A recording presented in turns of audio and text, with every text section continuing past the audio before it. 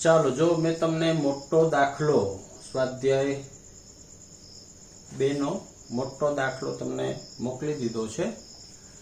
તમે જ્યારે દાખલો સમજવા બેસો શરૂઆતમાં તમને ટફ પડશે। દાખલો જ્યારે સમજવા બેસો ત્યારે તમારે પહેલા દાખલો તમારી બુકમાં ઉતારી લેવાનો છે, પછી લેક્ચર સાંભળવાનો છે, પછી સમજવાનું છે। તમારી પાસે દાખલો ઉતારેલો હોય પછી જ લેક્ચર સાંભળજો તો જ તમને સમજાશે। જે કઈ વસ્તુ અત્યારે હું તમને સમજાવું છું આમનોંધનું પ્રાઇમરી સ્ટેજ છે।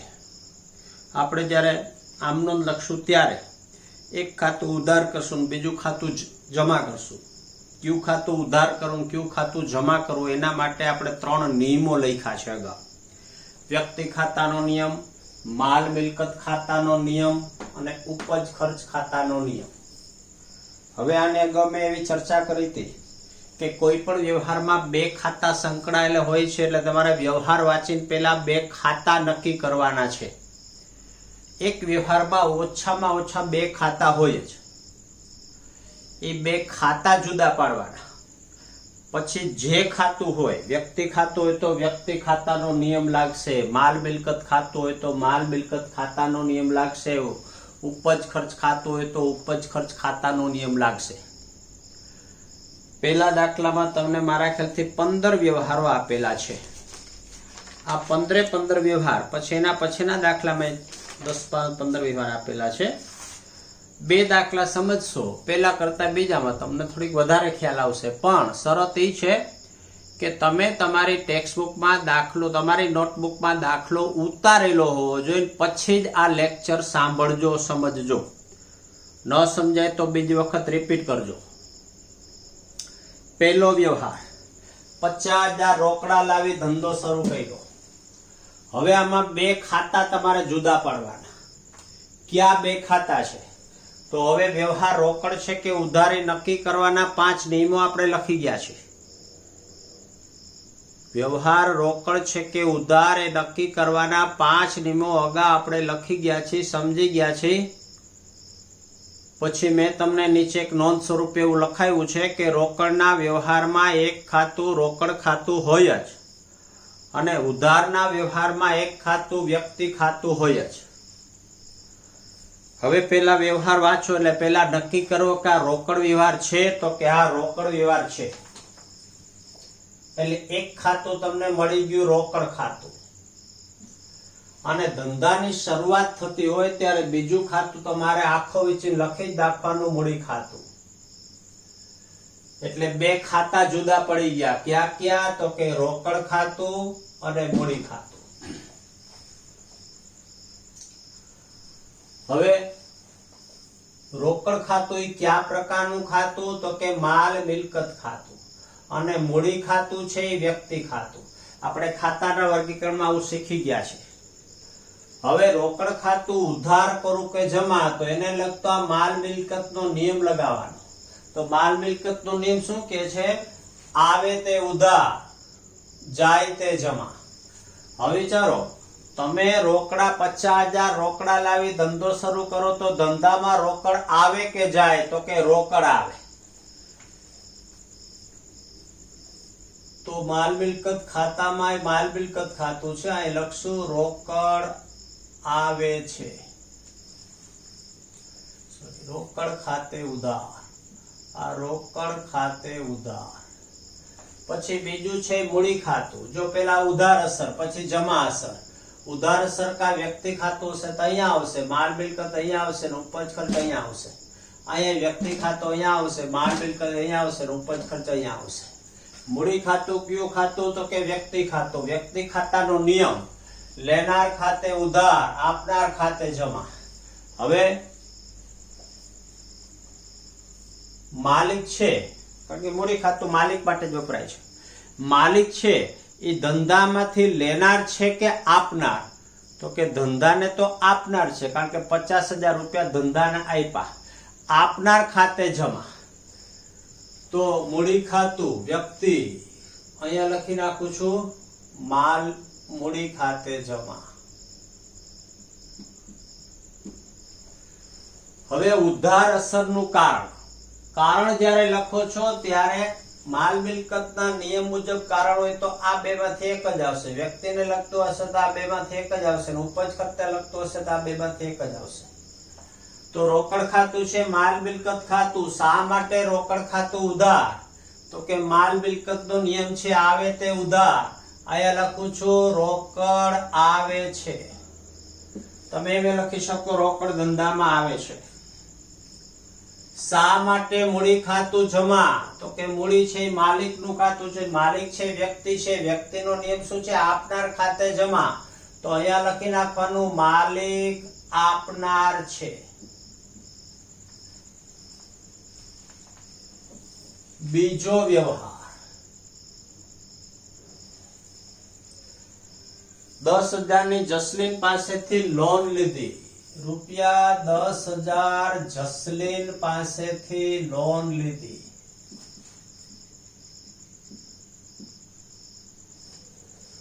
પહેલા નક્કી કરો કે રોકડ વ્યવહાર છે કે ઉધાર. હવે જસલીન પાસેથી લોન લ્યો તો તમે જસલીન પાસે ગયા હો, એને કીધું કે મારે ₹10,000 લોન પેટે જોતા છે. જસલીને તમને ₹10,000 રોકડા આપ્યા હોય પછી જ તમે આવું બોલો છો જસલીન પાસેથી લોન લીધી. તો હવે આમાંથી બે ખાતા જુદા પાડું છું. મને એવું લાગે છે કે આ રોકડ વ્યવહાર છે. એક ખાતું તો જુદું પડી ગયું રોકડ ખાતું, અને બીજું ખાતું તમારે લખવાનું છે જસલીનની લોન ખાતું. રોકડ છે તો કે માલ મિલકત છે, અને જસલીનની લોન તો કે વ્યક્તિ છે. હવે રોકડ ને માલ મિલકત નો નિયમ લગાવો. માલ મિલકત નો નિયમ શું કે છે? આવે તે ઉધાર જાય તે જમા. તમે જસલીન પાસેથી લોન લ્યો તો રોકડ ધંધામાં આવે કે જાય? તો કે આવે. આવે તે ઉધાર, તો એ લખવાનું છે રોકડ ખાતે ઉધાર. જસલીન છે વ્યક્તિ છે, વ્યક્તિનો નિયમ તો કે લેનાર ખાતે ઉધાર, આપનાર ખાતે જમા. જસલીન તમને આપે છે. જો તમે લોન લીધી, જસલીન આપનાર છે, વ્યક્તિનો નિયમ કે છે આપનાર ખાતે જમા. તો અહીંયા લખી નાખો જસલીન ખાતે જમા. આ જસલીન ખાતે જમા. શા માટે રોકડ ખાતું ઉધાર? તો કે રોકડ ધંધામાં આવે છે આવે તે ઉધાર. તમે રોકડ ખાતું ઉધાર કર્યું છે. ઉધાર અસરનું કારણ શું? તો કે રોકડ આવે છે. શા માટે જસલીન ખાતું જમા? તો કે વ્યક્તિનો નિયમ છે આપનાર ખાતે જમા. જસલીન આપનાર છે. દરેક ખાતામાંથી તમારે દરેક વ્યવહારમાંથી તમારે બે ખાતા જુદા પાડીને પછી ખાતાનો પ્રકાર કહેવાનો. વ્યક્તિ છે, માલ મિલકત કે ઉપજ ખર્ચ, પછી એનો નિયમ લગાવવાનો. એટલે નિયમ લગાવશો એટલે ખાતું ઉધાર કરું જમા એ તમને ખ્યાલ આવશે.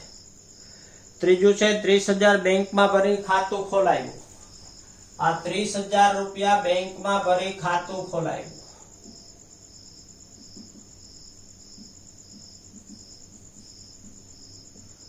હવે પેલા નક્કી કરો આ રોકડ વ્યવહાર છે? તો કે હા રોકડ વ્યવહાર છે. 30,000 બેંકમાં લઈને તમે ગયા હોય ખાતું ખોલાવ્યું હોય તો 30,000 રોકડા બેંકમાં ભર્યા હોય પછી તમારું ખાતું ખુલ્યું હોય તો બે ખાતા છે. એક રોકડ ખાતું અને બેંક છે, બીજું બેંક ખાતું.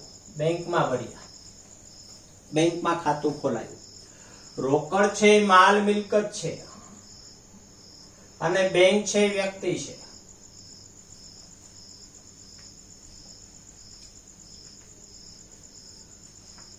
માલ મિલકતનો નિયમ તો કે માલ મિલકતનો નિયમ છે આવે તે ઉધાર જાય તે જમા.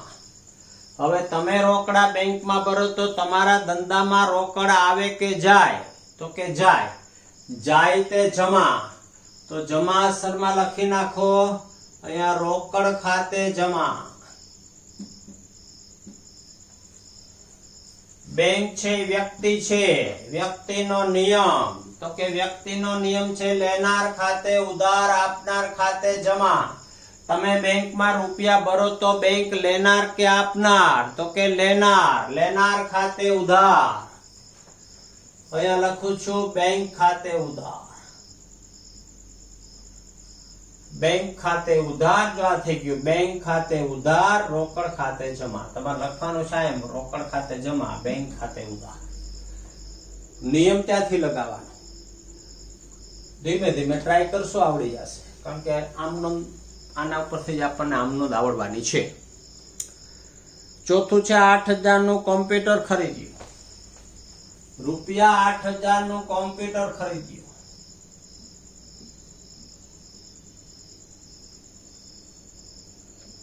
વિચારો, આ રોકડ વ્યવહાર છે તો કે આ રોકડ વ્યવહાર છે. જે વ્યવહારમાં રોકડ શબ્દ ન હોય, વ્યક્તિનું નામે ન હોય, રોકડ વ્યવહારને રોકડના વ્યવહારમાં એક ખાતું રોકડ ખાતું હોય જ. તો એક ખાતું મને મળી ગયું રોકડ ખાતું. બીજું છે કોમ્પ્યુટર ખાતું. હવે હમણાં તમે ઉધાર કે જમા કહેશો. હવે ઉધાર કે જમા કે માટે કરવાનું શું? તો કે પેલા વિચારો, રોકડ કયા પ્રકારનું ખાતું? તો કે માલ મિલકત ખાતું છે. કોમ્પ્યુટર તો કોમ્પ્યુટર છે, એ માલ મિલકત છે. તો માલ મિલકત નો નિયમ શું છે? તો કે માલ મિલકત નો નિયમ છે આવે તે ઉધાર, જાય તે જમા. એક જ નિયમમાં બે ખાતા ઉધાર જમા થઈ જશે. તમે કોમ્પ્યુટર ખરીદો તો કોમ્પ્યુટર ધંધામાં આવે કે જાય? તો કે આવે. રોકડ એ માલ મિલકત છે. કોમ્પ્યુટર આવે અને રોકડ ધંધામાંથી જાય. તો કોમ્પ્યુટર ખાતે ઉધાર, અહીં લખું છું કોમ્પ્યુટર ખાતે ઉધાર. રોકડ ખાતે જમા, આ રોકડ ખાતે જમા.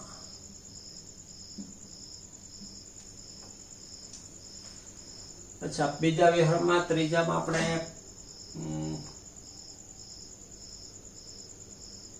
ત્રીજામાં કારણ અહીંયા ભૂલી ગયા છે. જો કે તમારી પાસે લખેલું છે, છતાં અહીંયા લખી દઉં. અહીંયા કારણમાં લખાય, તમે શા માટે બેંક ખાતું ઉધાર કર્યું? તો કે બેંક લેનાર છે. શા માટે રોકડ ખાતું જમા કર્યું? તો કે રોકડ જાય છે. પછી ચોથો વ્યવહાર, ઉધાર જમાનું કારણ લખું છું. શા માટે કોમ્પ્યુટર ખાતું ઉધાર? તો કે કોમ્પ્યુટર ધંધામાં આવે છે. શા માટે રોકડ ખાતું જમા? તો કે રોકડ જાય છે. તમારે કારણ છે અહીંથી લખવાનું છે. જો કઈ રીતે? રોકડ છે માલ મિલકત ખાતું હતું.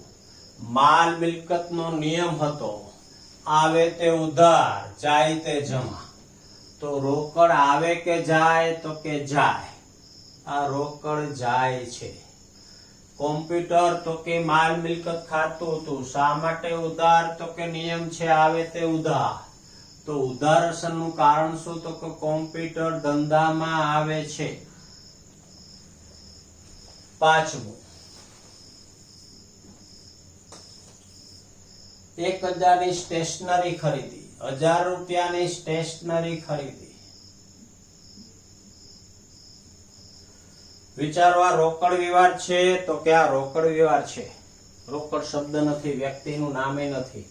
તો બે ખાતા જુદા પાડો. એક ખાતું તમને મળી ગયું રોકડ ખાતું, અને બીજું છે સ્ટેશનરી ખર્ચ ખાતું અથવા તો સ્ટેશનરી ખાતું. રોકડ છે કયા પ્રકારનું? તો કે માલ મિલકત છે. સ્ટેશનરી તો કે ઉપજ ખર્ચ છે. હવે આ ખાતું ઉધાર કરું જમા? તો કે માલ મિલકત નો નિયમ જુઓ. એ નિયમ ઉપરથી ખ્યાલ આવી જશે કે આ રોકડ ખાતું ઉધાર કરું કે જમા. તો માલ મિલકત નો નિયમ શું કે છે? આવે તે ઉધાર, જાય તે જમા. તમે સ્ટેશનરી રોકડેથી ખરીદો તો રોકડ આવે કે જાય? તો કે રોકડ તો ધંધામાંથી જાય, જાય તે જમા. પછી આને ઉપજ ખર્ચનો નિયમ લગાવો. ઉપજ ખર્ચનો નિયમ શું કે છે? ખર્ચા ઉધાર ને આવકો જમા. તમે સ્ટેશનરી ખરીદો તો સ્ટેશનરી તમારો ખર્ચ છે ને ખર્ચા હંમેશા ઉધાર. જો એક ઉધાર અસર હશે તો બીજી જમા અસર છે. બે અસર કોઈ દી ઉધાર નહીં થાય, બે અસર કોઈ દી જમા નહીં થાય. તો રોકડ ખાતું જમા, આ રોકડ ખાતું જમા લખી નાખો અહીંયા. આ રોકડ ખાતે જમા. પછી સ્ટેશનરી ખાતે ઉધાર અથવા તો સ્ટેશનરી ખર્ચ ખાતે ઉધાર. આ સ્ટેશનરી ખર્ચ ખાતે ઉધાર. હવે ઉધાર અસરનું કારણ તો કે પેઢીનો ખર્ચ છે. રોકડ તમે જમા અસર કરી કારણ, જો ત્રણેય જમા અસર છે, કારણ સરખું છે, રોકડ જાય છે. છઠ્ઠું 20,000 ની ખરીદી કરી. આ 20,000 ની ખરીદી કરી. તમારે સમજવાનું છે 20,000 નો માલ ખરીદ્યો. હવે વિચારો આ રોકડ વ્યવહાર છે તો કે આ રોકડ વ્યવહાર છે તો એક ખાતું મળી ગયું મને રોકડ ખાતું, બીજું ખાતું મળી ગયું ખરીદ ખાતું. રોકડ કયા પ્રકારનું ખાતું તો કે રોકડ છે માલ મિલકત ખાતું છે, અને ખરીદ ખાતું શેની ખરીદી તો કે માલની ખરીદી. તો ખરીદ ખાતું પણ માલ મિલકત ખાતું છે. હવે માલ મિલકત નો નિયમ જો એક જ નિયમમાં બે આવી જશે, આવે તે ઉધાર જાય તે જમા. તમે રોકડથી માલ ખરીદો તો શું ધંધામાં આવે ને શું ધંધામાંથી જાય? તો કે માલ ધંધામાં આવે, રોકડ ધંધામાંથી જાય. તો અહીંયા લખું છું ઉધાર અસરમાં ખરીદ ખાતે ઉધાર. આ ખરીદ ખાતે ઉધાર. જમા અસરમાં લખું છું રોકડ ખાતે જમા. આ રોકડ ખાતે જમા. અસરમાં તો કે પહેલામાં અસર લખીશ, ઉધાર અસરનું કારણ લખું છું માલ ધંધામાં આવે છે. ખરીદી મીન્સ કે માલની ખરીદી. અને બીજાનું કારણ તો કે રોકડ જાય છે. રોકડ જાય છે અને માલ ધંધામાં આવે છે. 7મો વ્યાજ છે 30,000 ની રમણ પાસેથી ખરીદી કરી. આ રૂપિયા 30,000 નો માલ રમણ પાસેથી ખરીદ્યો. આ રમણ પાસેથી ખરીદ્યો. હવે બે ખાતા જુદા પાડો. દરેક વ્યવહારમાંથી બે ખાતા તો તમારે ગોતવા જ પડશે. પહેલું ખાતું આ જ રીતે નક્કી કરવાનું કે રોકડ વ્યવહાર છે કે ઉધાર. તો હવે રમણ પાસેથી માલ ખરીદ્યો, વ્યક્તિનું નામ છે. જો જે વ્યવહારમાં રોકડ શબ્દ ન હોય, વ્યક્તિ નામ આપેલું હોય, ઉધાર વ્યવહાર ને ઉધારના વ્યવહારમાં એક ખાતું વ્યક્તિ ખાતું હોય જ. તો એક ખાતું મને મળી ગયું રમણ ખાતું, અને બીજું ખાતું તો કે ખરીદ ખાતું. રમણ છે તો કે વ્યક્તિ છે, અને ખરીદી છે માલ મિલકત છે. વ્યક્તિ ખાતાનો નિયમ તો કે વ્યક્તિ ખાતાનો નિયમ લેનાર ખાતે ઉધાર, આપનાર ખાતે જમા. તમે રમણ પાસેથી માલ ખરીદો તો રમણ લેનાર કે આપનાર? તો કે આપનાર. આપનાર ખાતે જમા. ખરીદી તો કે માલ મિલકત ખાતું છે, માલ મિલકત નો નિયમ આવે તે ઉધાર, જાય તે જમા. તમે માલની ખરીદી કરો તો ધંધા માલ આવે કે જાય? તો કે આવે. તો ખરીદ ખાતે ઉધાર. અહીંયા લખું છું ખરીદ ખાતે ઉધાર. અને રમણ ખાતે જમા. રમણ ખાતે જમા. શા માટે ખરીદ ખાતું ઉધાર? તો કે માલ ધંધામાં આવે છે. શા માટે રમણ ખાતું જમા? તો કે રમણ આપનાર છે. રમણ આપનાર છે. આપનાર ખાતે જમા.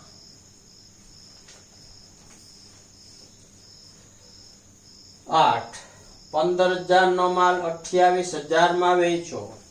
15,000 નો માલ 28,000 માં વેચો. આ 15 નો માલ 28 માં વેચો.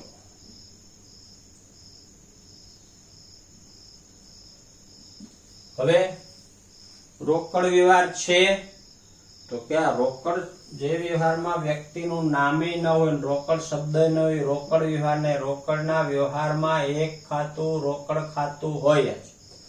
तो एक खातुं तमने मळी गयुं रोकड़ खातुं। बीजुं हवे धीमे धीमे एवुं याद राखो, माल खरीदो त्यारे खरीद खातुं लखी ज नाखवानुं।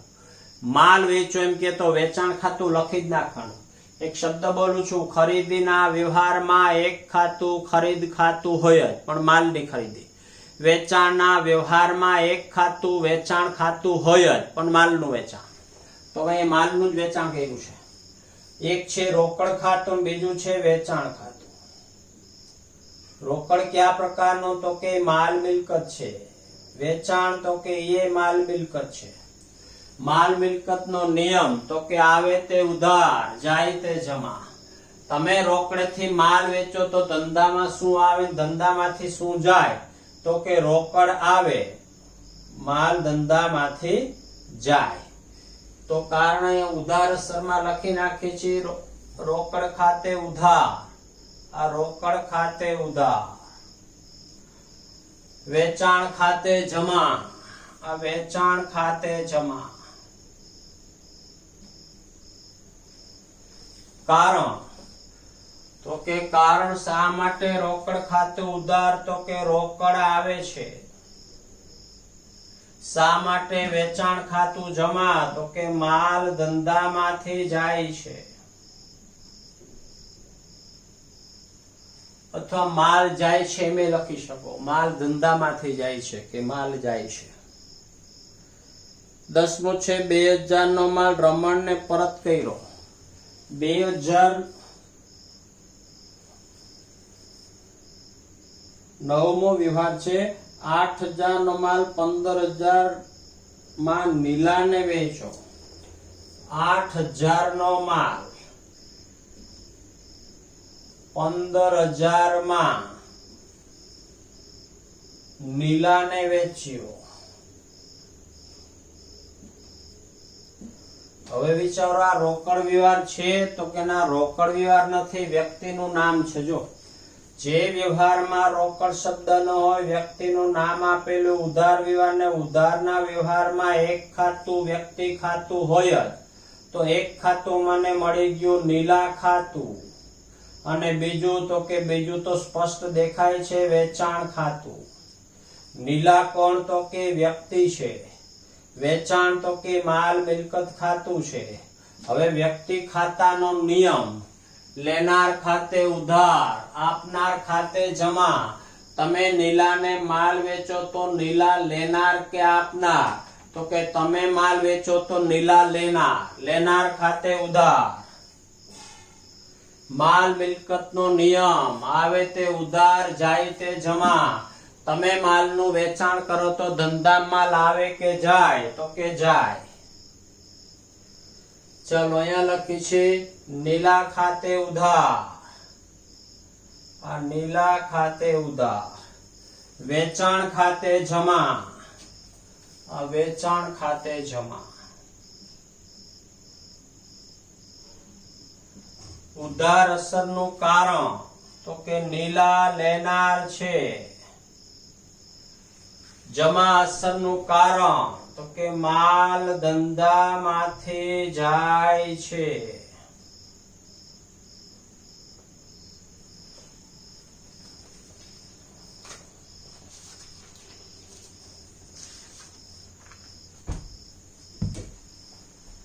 दसमो व्यवहार।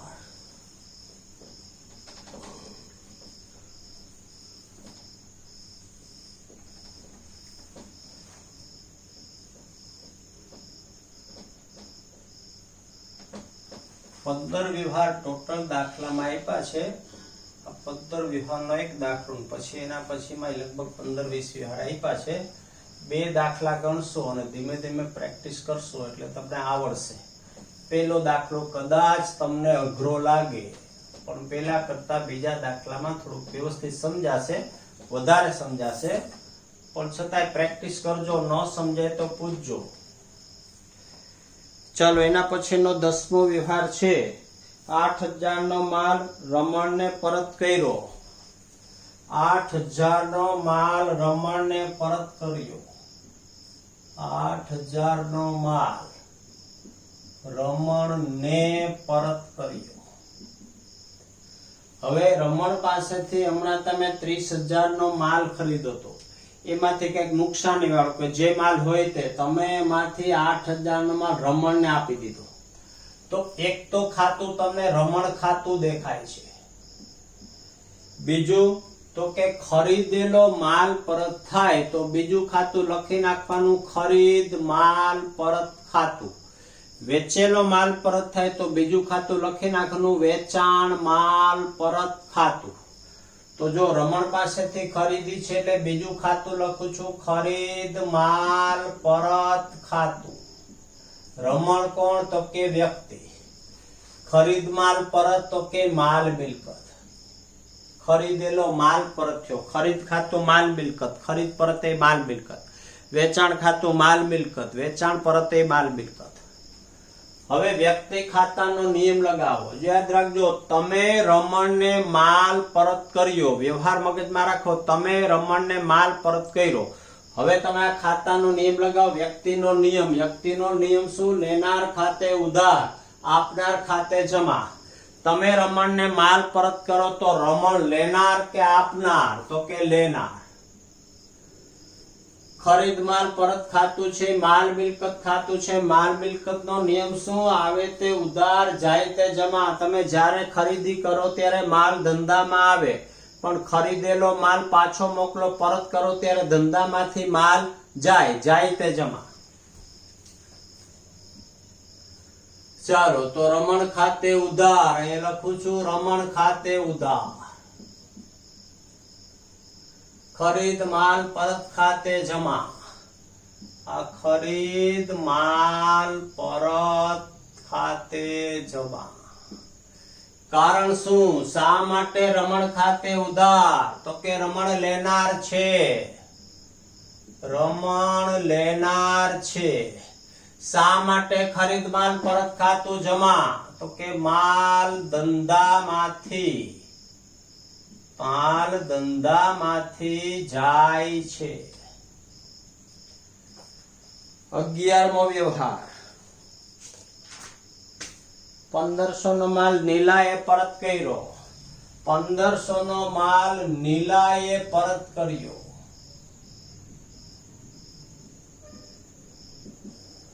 હવે 8,000 નો માલ 15,000 માં તમે નીલાને વેચો તો 15,000 માં નીલાને માલ વેચો તેમાંથી માલ નુકસાની વાળો નીકળો, અને નીલા એમાંથી 1500 નો માલ તમને પરત કરી ગઈ।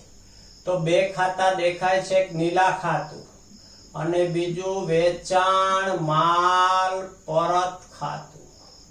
નીલા કોણ? તો કે વ્યક્તિ છે, વેચાણ માલ પરત તો કે માલ મિલકત છે।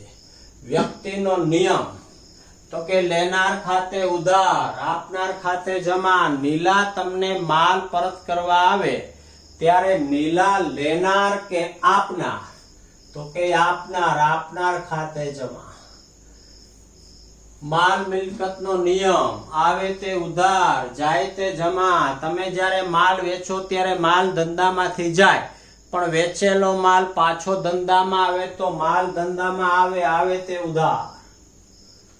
ચાલો, કારણમાં લખીએ છીએ, સોરી, ઉધાર અસરમાં લખી છે વેચાણ માલ પરત ખાતે ઉધાર, વેચાણ માલ પરત ખાતે ઉધાર। નીલા ખાતે જમા, આ નીલા ખાતે જમા। કારણ તો કે કારણમાં લખી છે શા માટે વેચાણ માલ પરત ખાતું ઉધાર? તો કે માલ ધંધામાં આવે છે। શા માટે નીલા ખાતું જમા? તો કે નીલા આપનાર છે। 12,500 લારી ભાડું ચૂકવ્યું, ₹500 લારી ભાડાના ચૂકવ્યા, લારી ભાડાના ચૂકવ્યા। આમાંથી બે ખાતા જુદા પાડવાના છે। એક તો મને રોકડ ખાતું દેખાય છે, રોકડનો વ્યવહાર છે, રોકડના વ્યવહારમાં એક ખાતું રોકડ ખાતું હોય જ। બીજું ખાતું તો કે લારી ભાડા ખાતું, રોકડ છે, માલ મિલકત છે, લારી ભાડું છે, ઉપજ ખર્ચ ખાતું છે, માલ મિલકત નો નિયમ, આવે તે ઉધાર જાય તે જમા. તમે 500 રૂપિયા લારી ભાડું ચૂકવો તો રોકડ આવે કે જાય? તો કે જાય. લારી ભાડું છે, ઉપજ ખર્ચ નો નિયમ, ખર્ચા ઉધાર, આવકો જમા. લારી ભાડું છે, તમે ચૂકવો છો, પેઢીનો ખર્ચ છે, ખર્ચા ઉધાર. તો ઉધાર અસરમાં લખું છું લારી ભાડા ખાતે ઉધાર. આ લારી ભાડા ખાતે ઉધાર. રોકડ ખાતે જમા. આ રોકડ ખાતે જમા. કારણ, ઉધાર અસરનું કારણ. શા માટે લારી ભાડું ખાતું ઉધાર? તો કે પેઢીનો ખર્ચ છે. શા માટે રોકડ ખાતું જમા? તો કે રોકડ જાય છે.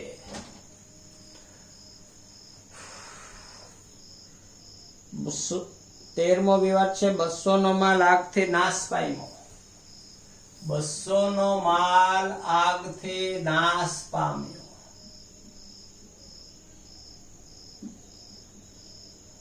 હવે આમાંથી બે વ્યવહાર જુદા પાડું છું. જો આ રોકડ વ્યવહાર નથી એટલે રોકડ ખાતું લખતો નથી, ઉધાર વ્યવહાર નથી, વ્યક્તિનું નામે લખતો નથી, અન્ય પ્રકારનો વ્યવહાર.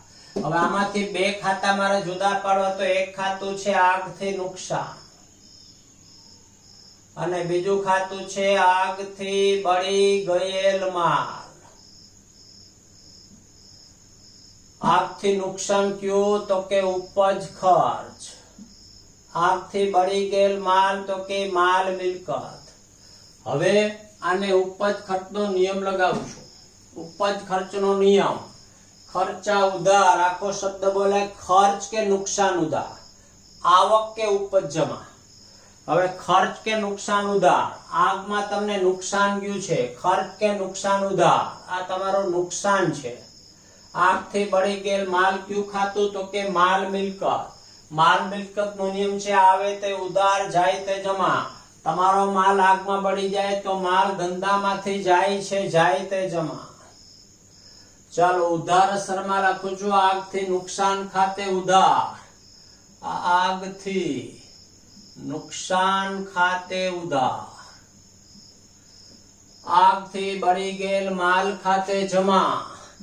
આગથી બળી ગયેલ માલ ખાતે જમા. શા માટે આગથી નુકસાન ખાતું ઉધાર? તો કે પેઢીનું નુકસાન છે. શા માટે આગથી બળી ગયેલ માલ ખાતું જમા? તો કે માલ ધંધામાંથી જાય છે.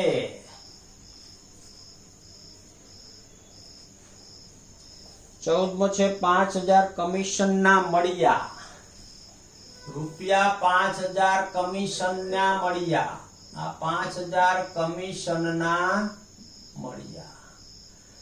હવે આમાંથી બે ખાતા જુદા પાડવા. રોકડ વ્યવહાર છે તો કે આ કમિશન મળી એમ ક્યારે કઈ આપણે 5000 આપણને કોઈ કમિશન આપી ગયું હોય તો એ કમિશન મળ્યું એમ કહેવાય. તો રોકડ વ્યવહાર તો છે, આ રોકડ ખાતું. બીજું તો કે બીજું ખાતું છે કમિશન ખાતું. હવે રોકડ છે કયા પ્રકારનું? તો કે માલ મિલકત. કમિશન મળ્યું એ ઉપજ ખર્ચ. માલ મિલકત નો નિયમ, આવે તે ઉધાર જાય તે જમા. તમને કમિશન ના 5000 રૂપિયા રોકડા મળ્યા. રોકડ આવે કે જાય? તો કે આવે. કમિશન છે ઉપજ ખર્ચ નો નિયમ, ખર્ચા ઉધાર, આવકો જમા. તમને કમિશન મળે તો કમિશન તમારી આવક છે ને આવક ખાતે જમા. ચલો બે ખાતા મળી ગયા. હવે રોકડ ખાતે ઉધાર. આ રોકડ ખાતે ઉધાર આખા નામ લખી નાખશું. રોકડ ખાતે ઉધાર. કમિશન ખાતે જમા. ઉપજ ખર્ચ ખાતામાં જમા અસરમાં પેઢીની આવક છે. આ કમિશન ખાતે જમા. શા માટે રોકડ ખાતું ઉધાર? તો કે રોકડ આવે છે. શા માટે કમિશન ખાતું જમા? તો કે કમિશન પેઢીની આવક છે. અને છેલ્લો વ્યવહાર છે 2000 પગાર ચૂકવ્યો. 15મો વ્યવહાર છે 2000 પગાર ચૂકવ્યો. રૂપિયા 2000 પગાર ચૂકવ્યો. હવે આમાંથી બે ખાતા જુદા પાડો. રોકડ વ્યવહાર છે તો કે આ રોકડ વ્યવહાર છે. એક ખાતું તો મને મળી ગયું રોકડ ખાતું. પગાર ચૂકવ્યો તમે ક્યારે કયો? રોકડા કર્મચારી ચૂકવ્યા તો જ આપણે પગાર ચૂકવીએ એમ કહે. તો એક છે રોકડ ખાતું, બીજું ખાતું છે પગાર ખાતું. રોકડ છે માલ મિલકત છે, પગાર છે ઉપજ ખર્ચ છે. માલ મિલકત નો નિયમ તો કે આવે તે ઉધાર, જાય તે જમા. તમે પગાર ચૂકવો તો આ રોકડ આવે કે જાય? તો કે જાય. પગાર છે ઉપજ ખર્ચ નો નિયમ, ખર્ચા ઉધાર, આવકો જમા. તમે પગાર ચૂકવો તો પગાર તમારો ખર્ચ છે કે આવક? તો કે ખર્ચ. તો ઉધાર અસરમાં લખી નાખો પગાર ખાતે ઉધાર,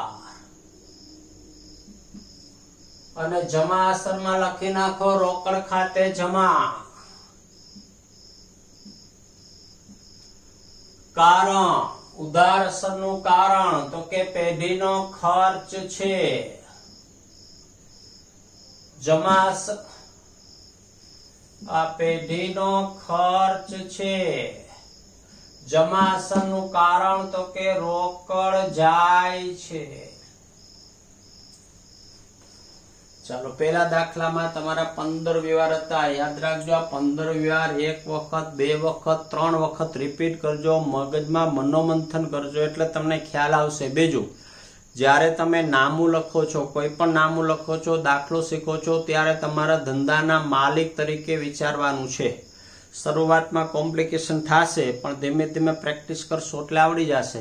15 વ્યવહાર પહેલા તમારે લખી નાખવાના. મેં પીડીએફ મોકલેલી છે, પહેલા ટેક્સ્ટબુકમાં તમારા પાકી નોટમાં લખેલા હોવા જોઈએ. પછી એક એક વ્યવહાર મેં સમજાવ્યો છે તમારે સમજીતા જવાનો. તમારે લેક્ચર સાંભળતો જવાનો અને સમજતો જવાનો છે તો જ આવડશે. હજી આ પહેલો જ દાખલો છે. તમારે ખાતા જુદા પાડવામાં એમાં થોડાક પ્રોબ્લેમ થશે, નિયમ લગાવવામાં પ્રોબ્લેમ થશે, પણ પહેલા દાખલા કરતા બીજા દાખલામાં તમને થોડુંક વધારે આવડશે. પણ આ એક દાખલો ઓછામાં ઓછો 2-3 વખત રિપીટ કરજો તો જ તમને મગજમાં થોડુંક ઉતરશે.